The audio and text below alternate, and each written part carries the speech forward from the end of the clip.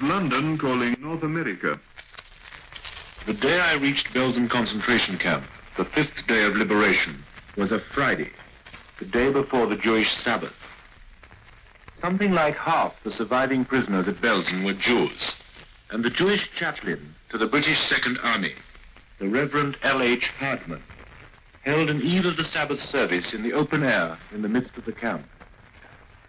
It was the first Jewish service that many of the men and women present had taken part in for 6 years. It was probably the first Jewish service held on German soil in absolute security and without fear for a decade. Around us lay the corpses that there had not been time to clear away even after 5 days. 40,000 or more had been cleared, but there were still 1,000 or 2,000 around. And people were still lying down and dying in broad daylight in front of our eyes. This was the background to this open-air Jewish service.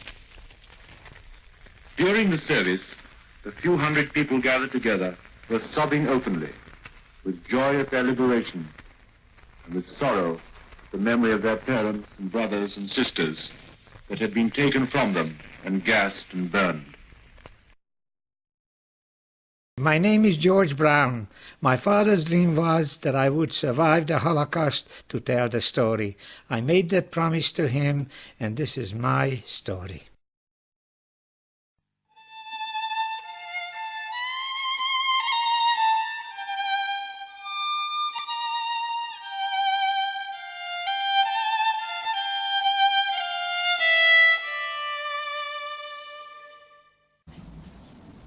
It's an honor and a pleasure on behalf of Chabad of Northridge to welcome you to this very meaningful evening.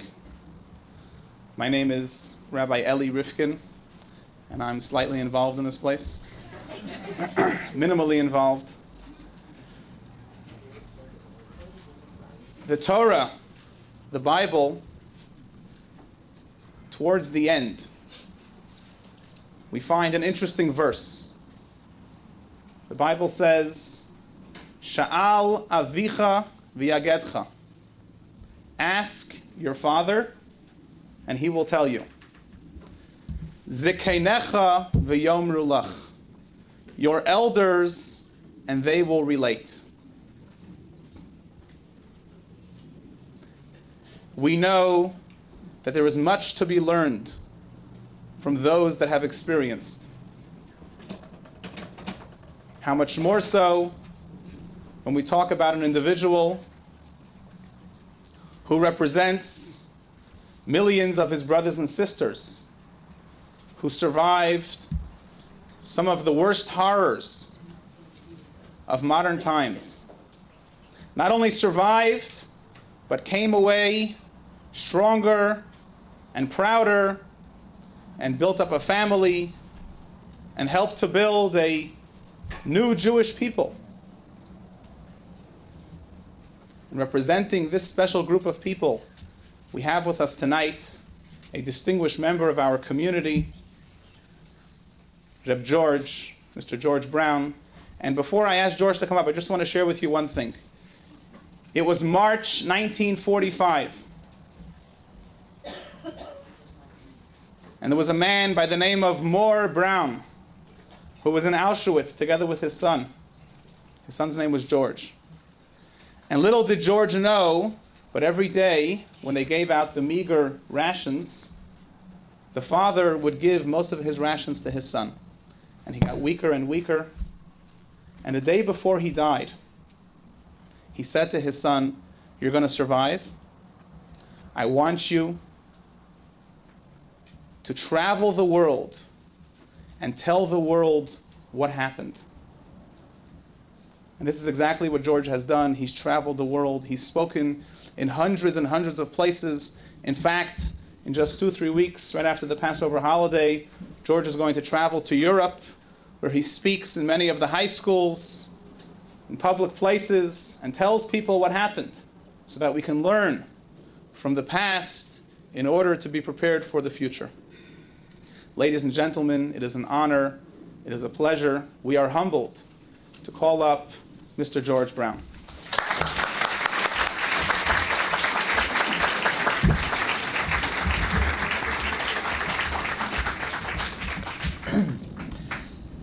I want you to know, sometime about a year ago, I was very, very gravely ill.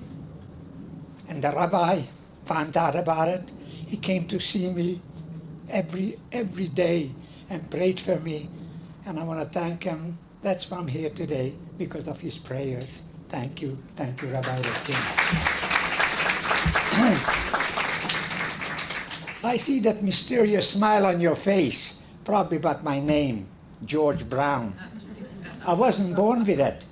50 years ago, when I became a citizen of this great country of the United States of America, I became American. So Americanized my name from Georg Braun to George Brown. That's where I got my name. I'm a Holocaust survivor. I was born 1929 in a small town in Hungary. I had 2 brothers and a sister. My family was poor, but they always managed. We never missed nothing. Like my wife and my children often states, the first American, then Jewish second. I was the same in Hungary. I was Hungarian first, then Jewish second, until 1939, when they passed the first anti-Jewish laws, which was the carbon copy of the 1935 Nuremberg German anti-Jewish laws. Then I became a second-class citizen. Matter of fact, not even considered anymore Hungarian. The first law they passed, any Jewish person who worked for the government had to resign or they were dismissed. College professors, high school teachers, when the year ended, if they were Jewish, they were not rehired. 1941, when the Germans attacked the Soviet Union, as you know, the Hungarians, they were allies. And overnight, all the Jewish soldiers had to turn in their uniform. All they were allowed to give just a military cap, and the rifles was replaced with shovel and pick. Sent to the Russian front to do the most dangerous work, like picking mines without any experience or without any equipment. Quite a few thousand blown up. When the war ended, 1945, out of the 115,000 Jewish forced laborers, only about 15% survived. And the majority of the 15%, the reason the Russians captured them, and they kept them till the war ended. 1944, the Germans was losing the war. The Hungarians were sending out peace feelers to Britain and also to the Soviet Union to try to make a peace treaty. Since we had plenty Nazis in Hungary, they tipped up the Germans, and March 19, 1944, the German army occupied Hungary in 24 hours. That's where the nightmare began for the Jewish population. First law, curfew. No Jewish person allowed to leave their house from sundown till sunup. A few days later, neighboring towns within 15 radius miles, they brought in the Jewish population, 5,000 of them. By the way, I skipped a little bit. Before we got there, and in the center of the town, where the majority of the Jewish people lived, had a large billboard. They were posted about the new laws. Whoever lived in the outskirt area, like my family, like the olden days, had those town criers. A little drum hung in the neck with 2 little drumsticks, announced about the new laws. The new laws were no Jewish person allowed to leave their house till further notice. In the meantime, they were started boarding up about 10 feet high, 3/4 radius mark for central town, for the designated area for the ghetto. 3 days later, when they finished boarding up, 2 Hungarian gendarmes with bayonets fixed on the rifle came to our house, and they demanded whatever money, jewelry available we have to give it to them. And when they got it, they gave us 30 minutes.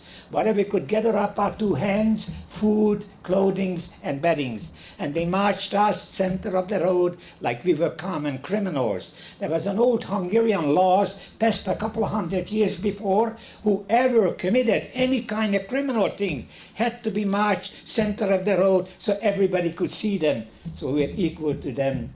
When we got to the ghetto, they gave us a bedroom with 2 other families. Our family was 6. Another family was 4, 5, and 2, 3. 14 of us, just a small bedroom, just barely had room just to lay down. Of course, there was no privacy. And a few days later, neighboring towns within 15 radius miles brought in the Jewish population, 5,000 of them. We still had enough room because we had basement, attics, and also warehouses.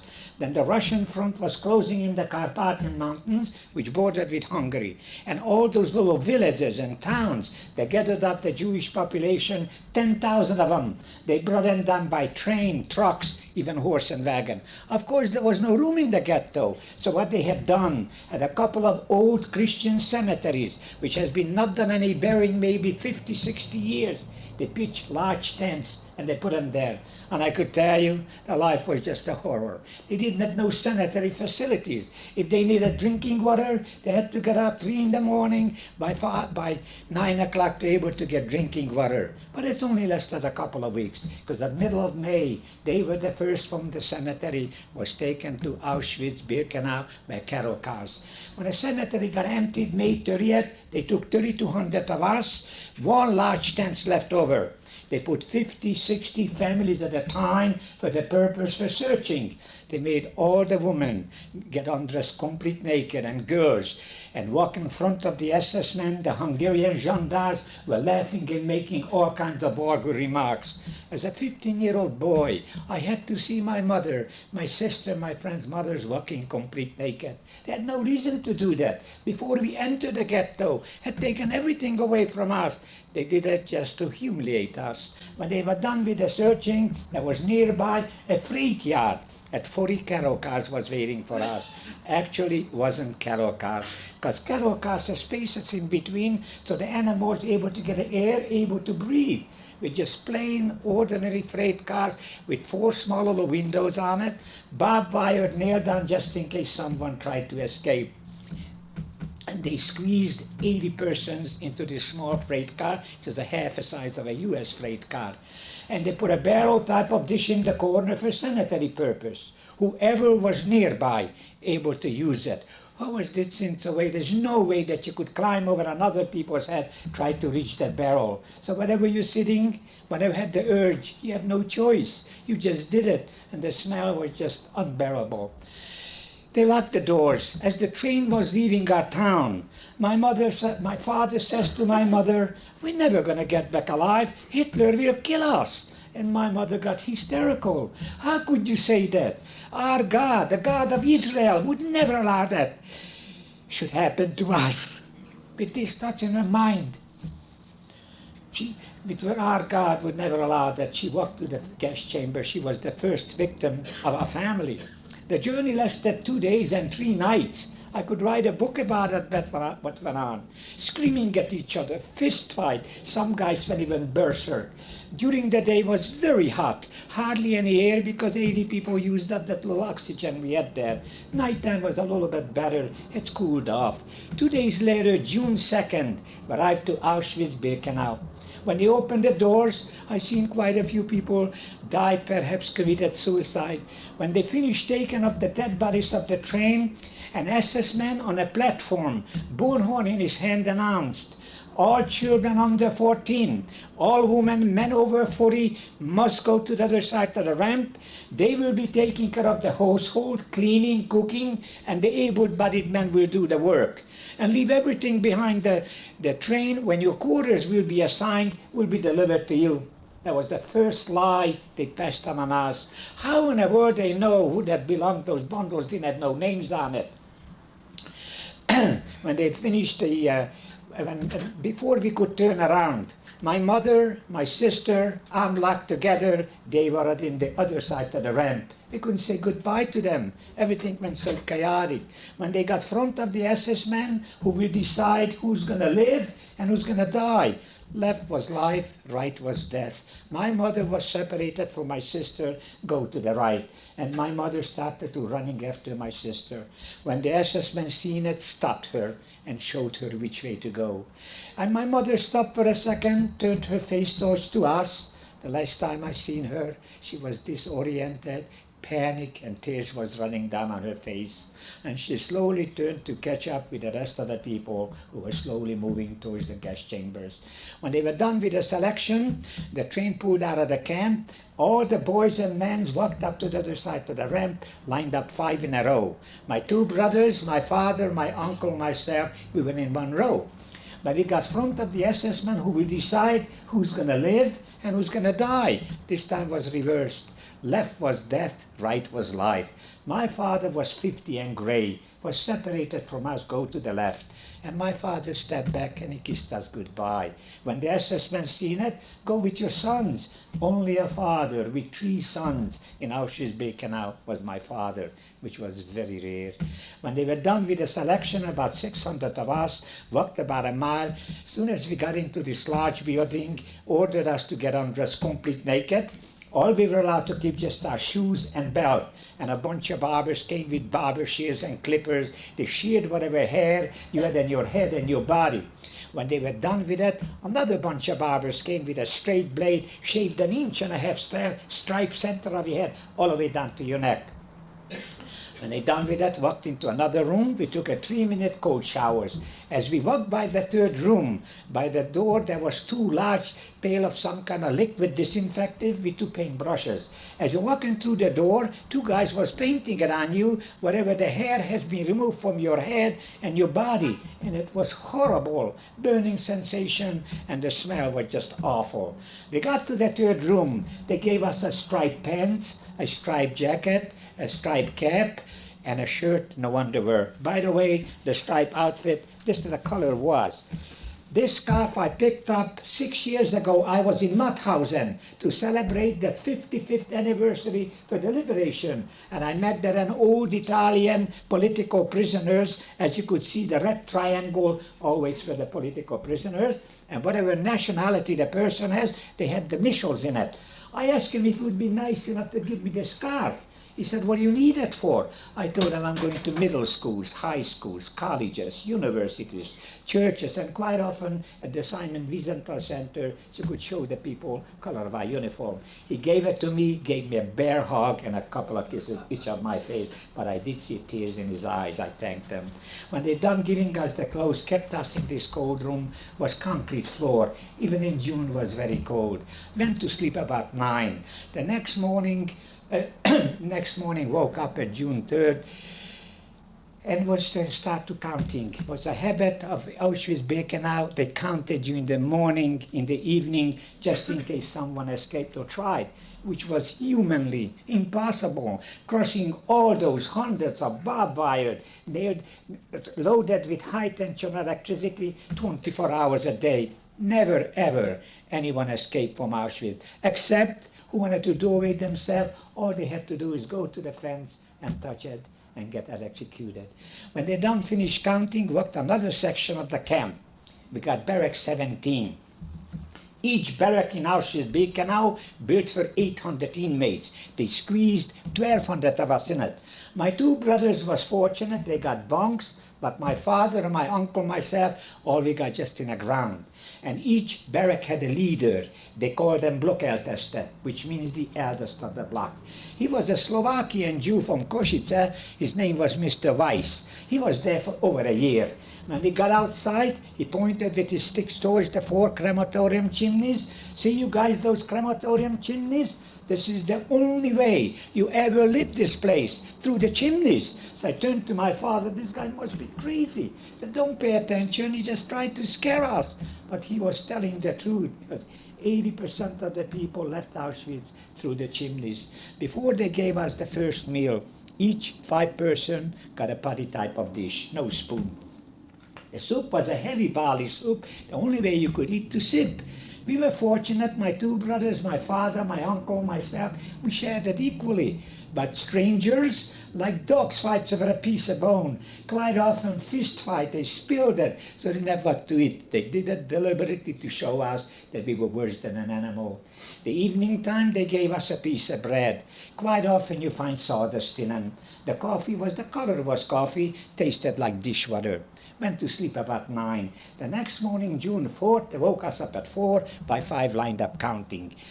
As the black leader was counting, an SS man followed them. And when they were seeing a kid looked under 16 and skinny, pulled them out. Pulled out a bunch of kids. They pulled me out too. They put us to barrack 16, which was right across from barrack 17.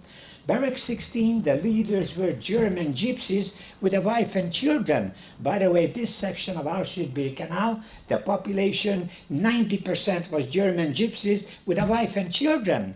During the day, the two barracks able to intermingle. Since my father spoke fluent German, because the First World War, he was in the Austro-Hungarian army, the language was German. He came to see the gypsy. He was telling him, I got my two older sons. He's the youngest. I like to get him back with me. The gypsy didn't want to hear about it. The wife was passing by, overheard the conversation, and bent over and whispered something in gypsy language to her husband's ears. He says, go ahead, take your son. And my father was so grateful. He knelt down, kissed the gypsy lady's hands because of her help, able to get back with my father, my brothers. June 5th, same thing, woke us up at 4, 5 lined up counting. As the block leader was counting, the SS men followed them, pulled out a few kids. They pulled me out again, put me back to Barrack 16. And the rumors were that all the children in Barrack 16 will be sent to Switzerland, which was not true. We found out after the war, all those children with the gypsies and wife and kids, end of July, beginning of August, they were all gassed and cremated. Here comes my father, tried to rescue me again, tried to reason with the gypsy. She said, no way, I cannot let him go. He's got his bunk assigned. And if I have a shortage, you know what the laws are here. I will be shot and my family too. No way I'm going to let him go. So my father tried to ease my pain. He says to me, he said, look, you're going to go to Switzerland and we'll be working and the war will be over shortly and the family back together again. I says to my father, with this striped outfit, with a striped center on my head, that's the way you're going to send me to Switzerland? If you leave me behind, I go to the fence and I'll touch it and I'll kill myself. And my father started to cry. He said, my hand tied behind my back. I can do nothing. I just hope to God something will happen. Barrack 17 had a schoolmate of mine who was 2 years older than I and also was slightly retarded. His name was Mickey Moonshine. I said, Mickey, you don't have nobody here. How about you go to Switzerland, let's change spot. He didn't want to buy it. But when I offered them my evening bread, bought it. 9 o'clock, I handed my bread. He went to my bunk, and I sneaked out.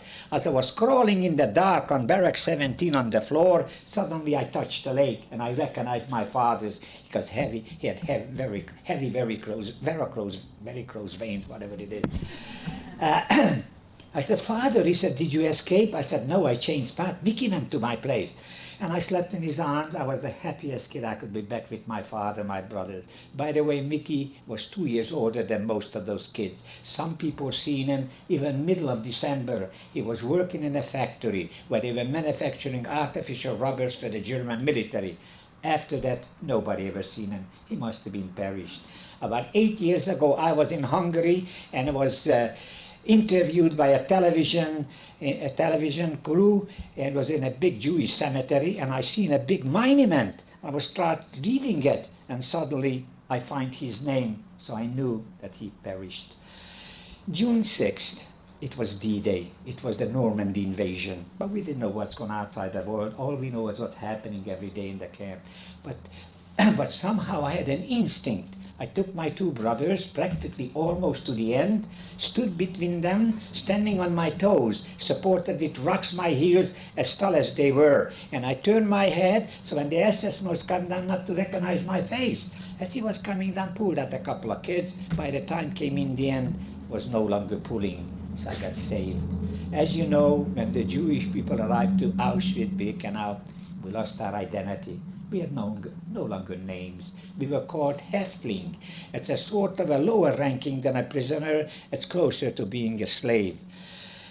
And whoever stayed for long enough in Auschwitz-Birkenau, they got tattooed under the left arm for two reasons. One, for humiliation, because the Jewish religion does not allow to have any tattoos on your body. The second reason, when the Jewish prisoners went to work with the non-Jewish prisoners, the only way they were identified, they were Jewish, because they had tattoos under the left arm. And whoever stayed for a short period in Auschwitz-Birkenau, they got a metal bracelet with numbers punched on it. So we got a metal bracelet. My number was 26,426. That was my new name. My father had 24,424, my uncle 25, my brothers 27 and 28. As you know, Auschwitz did not know sunshine. It was all those 4 crematorium chimneys for 24 hours, oozing out ashes, covered the sun. There was no birds, no flies. There was practically dark, and the burning flesh was just unbearable. They took us late in the afternoon to the same railroad depot we arrived 4 days before. They put 50 of us into each of these railroad cars, which was very comfortable, not when we arrived, 80 of us. As the train was leaving Auschwitz-Birkenau, I started seeing sunshine coming through the window. We felt we're going to live because sunshine is live and no longer smelling that burning flesh, and no longer ashes is going to fall on your head. The next day, June 7th, we arrived to a town called Hausdorff, located in Lower Silesia, today belongs to Poland. About 600 of us would get out of the railroad station, walked about 2 miles. On top of the hills, there was a labor camp, not a concentration camp. You should know the difference between a concentration camp and a labor camp. In a concentration camp, you got murderers, criminals, political prisoners, homosexuals, Jehovah's Witnesses. And the labor camp was built strictly for Jewish inmates. With the newcomers, the total population was 3,600. Out of the 3,600, 80% was Hungarian Jews, and 20% was all Jewish people from all over, from Europe, from Greece, Holland, Belgium, Czechoslovakia, France, Poland. Even we had 1 Norwegian Jew among us. The SS guard was middle-aged and older. I would consider them, they were human beings, because they were not doing any beatings, not doing any atrocities, which was a miracle. I don't think it's another camp ever existed in Germany or Poland had such a decent SS guard. The work, food was enough able to survive. The work, especially for me, whenever my father and my older brother finished their assigned work, they came to finish my job. My job was they were cutting out those large pine trees, and an axe in my hand was cutting off the branches. So whenever they finished, they came to finish my job. So it made my life a little bit easier. December 1944, the coldest, bitterest winter we ever experienced in the area. There can never, ever been registered such a cold weather. My older brother's top of his hand got frostbitten. My younger brother's heels got frostbitten. They were taken into a hospital camp, just about 10 miles away from us. And when they get healed, they would bring them back. Every time a truck went over there with a driver, I sent a little note that my father, my uncle, myself were alive and doing okay. The same driver brought back note from them. Both of them were alive and okay. End of January 1945, the Russian army was closing in the area. Matter of fact, Auschwitz was already liberated, January 27th, which we found out after the war. The hospital camp got evacuated. Was taken to Bergen-Belsen, Germany. I'm sure you heard of Bergen-Belsen. That's where Anna Frank died. February 9th, our camp got evacuated. But before the evacuation had taken 1,800 men, we didn't find out what happened to them, except 12 years ago, I went to visit Bergen-Belsen for 2 reasons. One, to celebrate the 50th anniversary for the liberation. The second reason, to try to find my older brother's grave. Among the men who was with me till February 9th, I thought, how did you get here? To remember, when we were separated, all 1,800 of us were all wind up here in Bergen-Belsen, and out of the 1,800, barely 100 of them survived. Before we left the camp, all those decent, middle-aged SS guards was replaced with young, sadistic SS men who was doing beatings and atrocities. The first day we walked about 20 miles, even though in February it was very cold. As the slip dropped to the ground, got frozen, guys are slipped, couldn't get up. The SS men just walked over there, shot him through the head and kicked him off the road. By end of the day, the destination arrived. We were short between 150 to 200 persons. The second day, we walked again the same. We got to a town called Schönberg, located at the border of Czechoslovakia. They put us up for a night to a large barn, and we noticed all the SS men removed the insignia from the collar and the cap. And we were told the Russian army encircled us, ringed us in. My uncle came to see my father was complaining. He can't take it any longer. He's just too weak to be able to continue. So my father assured him, just hold up one more day. Probably tomorrow morning, the Russian army will liberate us. Went to sleep.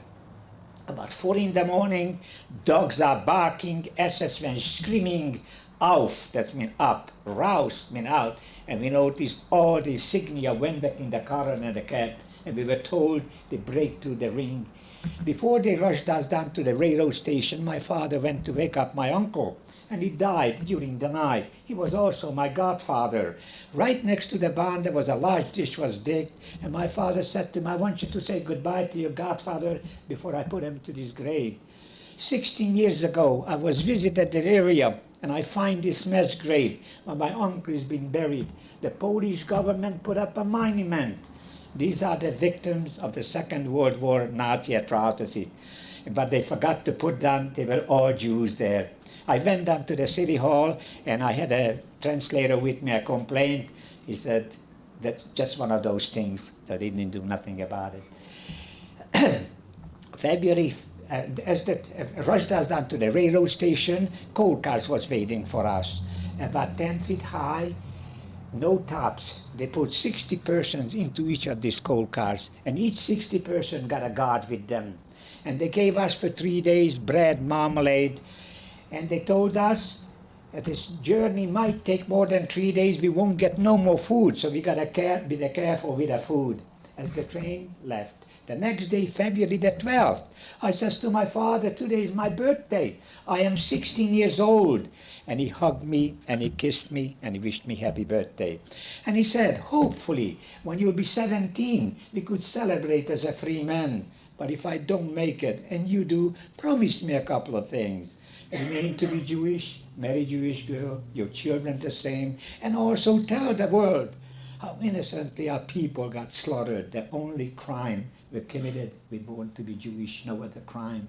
I promised them, even though it took 49 years, because nobody was interested to hear my story, but I'm doing it now as I promised my dad. As the train was going, sometimes people in the middle of eating, they had nowhere to live. They just died. But my father never allowed me to take their food while they were alive. And they died. I searched their pocket, forced their hand, whatever food I could find. I have to mention about the Czech people. What a bravery they showed us. As the train was going under the pass, over the pass they were throwing in food, even though the SS shooting at them, but they didn't care. One bread roll fell into my father's lap. Immediately broke it in half, we ate it. When the guard seen it, he said, what did you got? Just a bread roll, but we ate it. He didn't give it to him, had a stick in his hand, hit my father over the head. It was so painful, tried to grab his head. Second hit broke his index finger. Because of his broken index finger, he couldn't volunteer to work when we arrived at this large concentration camp in Austria. February 16th, the train pulled into Mauthausen. They removed all the dead bodies from the train, and the train continued going.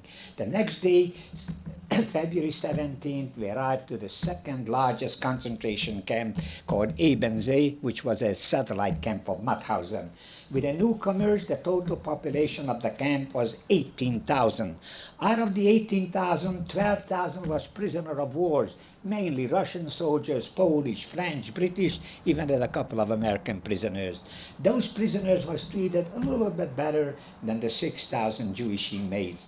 Soon as we arrived, announced, whoever volunteers to work will get a full portion of bread and a full plate of soup. And whoever remains in the camp only gets half. So my father couldn't volunteer, so I volunteered to work from 6 in the morning till 6 at night to work in a stone quarry. We're mining out rocks to build railroad beds.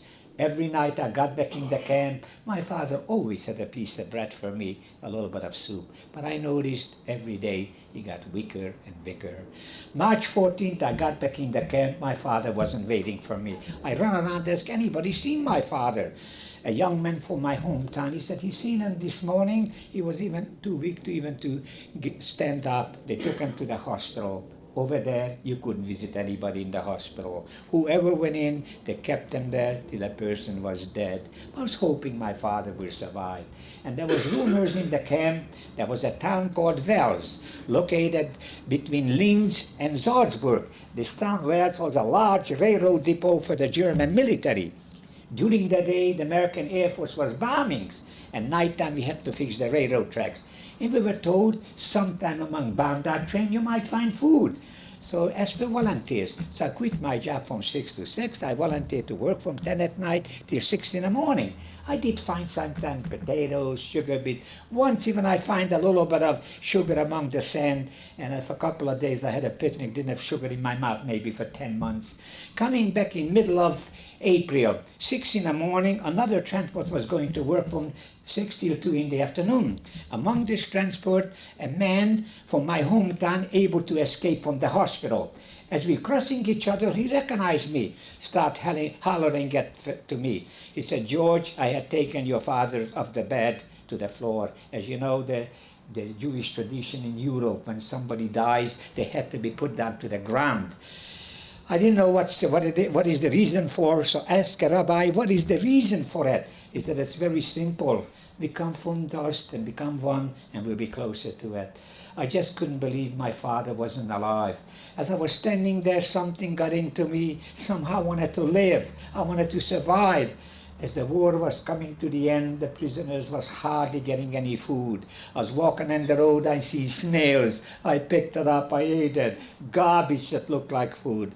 May 4th, I didn't have any strength to get out of my bed to put my clothes on, so I remained in my barrack. May 5th, Saturday morning, nobody went to work. Middle of the day, the SS commandant called everybody out to the parade ground, announced, tomorrow the American army will be here. There will be bombings and shootings, and we don't want you to get hurt. There was 5 tunnels. They were mining out rocks. Go to these tunnels and wait for them. But some decent SS guard tipped up the prisoners, told them don't go, because all those tunnels is mined. With one voice we said no. In the meantime, all the watchtower had the machine gun on aiming us, and all the SS guard had the machine gun on us. And about 15-20 minutes left. The SS commandant huddled with the SS officers, and 20 minutes later announced, dismissed. Everybody went back to the barrack. About midnight, May 5th, woke up, tremendous explosion. All those 5 tunnels blown up. After 27 years later, this SS commandant was hiding. He was captured and he was tried. When they discovered he did not order this massacre, he got life sentence. Otherwise, he probably would have been hung because he killed quite a few people prior to this episode. May 6th, Sunday morning, woke up, no guards at the towers, no SS guard in the camp, but we wouldn't dare to step out of campground because worried maybe they hiding outside and whoever steps out of campground will be shot. Waited. Sunday afternoon, 2 o'clock, I never forget as long as I live, 2 Sherman tanks with 9 American soldiers on top. Actually, it was no soldiers. They were 9 angels with American uniform on, and he told us we were free. You could imagine being in hell in 11 months and suddenly you find yourself as a free man. What a greatest feeling I never forget as long as I live. That's the reason I love this country of United States of America. First, they saved my life. The second, I came to this country without a penny, and they gave me the opportunity to work hard, able to take care of my family and save enough money to able to travel all over United States on my own expense because the school don't have any money to pay for my fare. So far, I've visited 23 states. I hope I maybe make the whole 50 of them. As for about my family, my mother was the first victim. She was such a God-loving, God-fearing woman. She wouldn't hurt a fly. 2 hours later arrived. She was gassed and cremated. She died June 2nd, 1944 in Auschwitz-Birkenau, Poland. The second victim, my sister. When I got back home, a girlfriend of hers was telling me she was with my sister from day one. And they walking January 15th, 1945 in Danzig. Today the name changed to Gdansk. My sister couldn't walk anymore. She sat down. The SS men shot him through the head. She was murdered January 15, 1945 in Gdansk, Poland. The third victim, as you know, my father, he gave me his food. He sacrificed himself. He died for me. He died March 28, 1945, which was that day was Erev Pesach, so this coming Erev Pesach will be his yahrzeit. He died 62 years ago. The fourth victim, my older brother. When I got back home, a young man was telling me he was liberated with my younger brother, and my younger brother was telling him this story. My two brothers was working outside of Bergen-Belsen April 14th, and the British was bombing the area, and a bomb fell on my older brother. He got killed. The next day, April 15th, the camp was liberated by the British. My younger brother was liberated, but after seeing my older brother got killed, he got very ill, was taken to hospital. He was there for over 2 months. When he felt a little bit stronger, he decided he wants to come back to Hungary because he felt, I'm alive, my father and my sister. And they got a bunch of them together. They chose the Russian zone. As you know, Germany had 4 zones: Russian, British, American, and French. The Russian zone was the closest to Hungary. So I got on the train, and they stopped at Leipzig.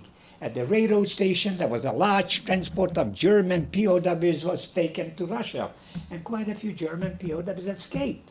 And the Russian guard grabbed my brother and a bunch of them threw among those German prisoners, even though they were screaming, we're Jews, we were just liberated, we're not your enemy. The Russian guard was not interested. He was only interested to have the right amount of number. He was responsible. One man escaped, and I met him in the middle of August, and he told me, don't expect your brothers back. He was still ill. He must have died on the way to the Soviet Union. Here is the 5th member of my family. After 2.5 months after liberation, perished somewhere in the Soviet Union.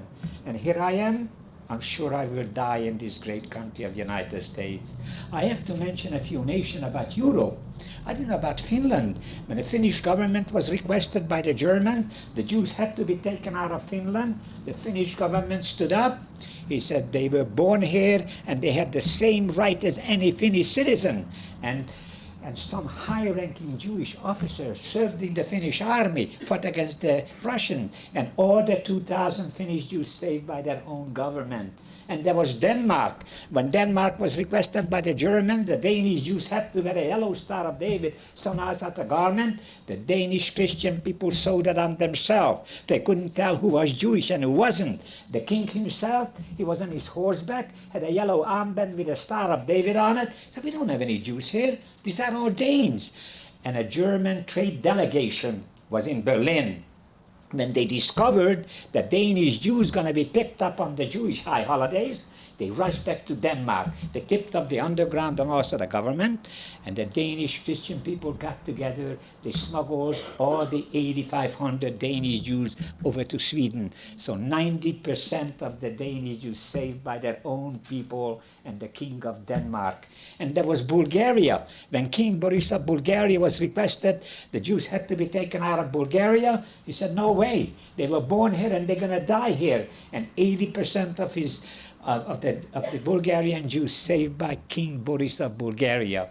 3 years ago, his only daughters in the late 80s, they were in the Bet Shalom synagogue in the San Fernando Valley to honor her father's deed. And there was a Japanese ambassador, Mr. Shiguhara, who was the ambassador of the capital of Lithuania of 1940. And when he found out the fate of the Jewish people, his embassy, day and night, was issuing exit visas, 6,000 of them. When the Japanese government discovered what he was doing, he got called back and he was demoted, was taken everything away from him. 8 years ago when he died, 1985 when he died, they found out what he was doing during the war. He got everything back. And 8 years ago, his wife and children was at the Simon Wiesenthal Center to honor her husband and her father's deed.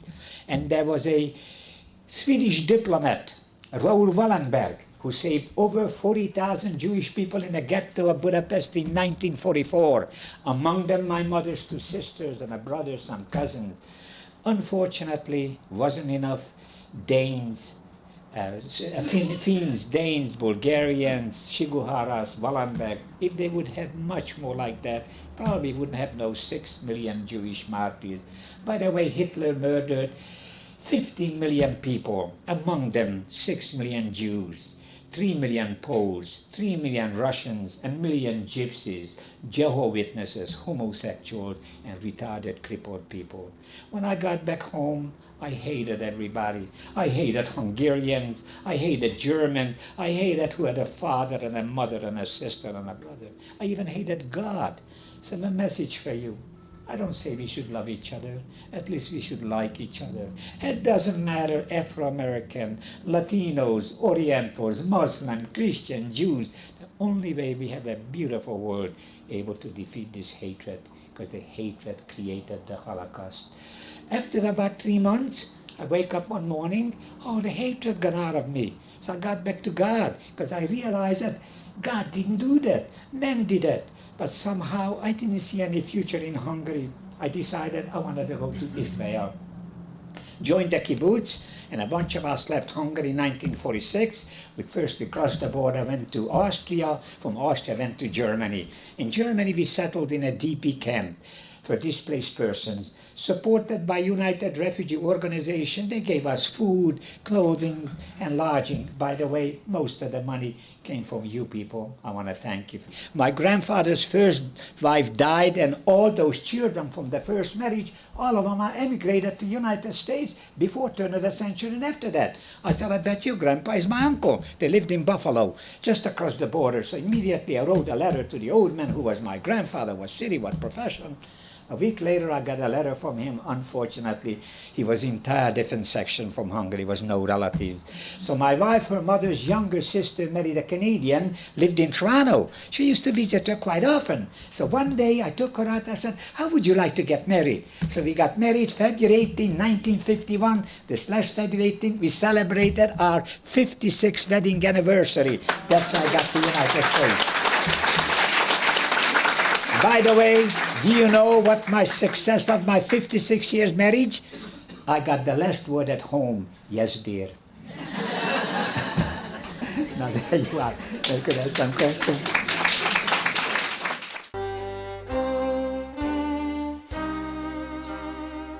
I love this country, and I'll tell you something, I would give my life for it, because if you had lived on the other side, you would know the difference. This is God gives to earth. I was very hateful. I hated everybody because I felt, why me? Why I am the only one who's been punished to taking everything away within 1 year. And then one day I woke up and I realized that cannot go on this way. You gotta be a human being again. I became a human being in one morning. All the hatred gone out of me. I became a human being.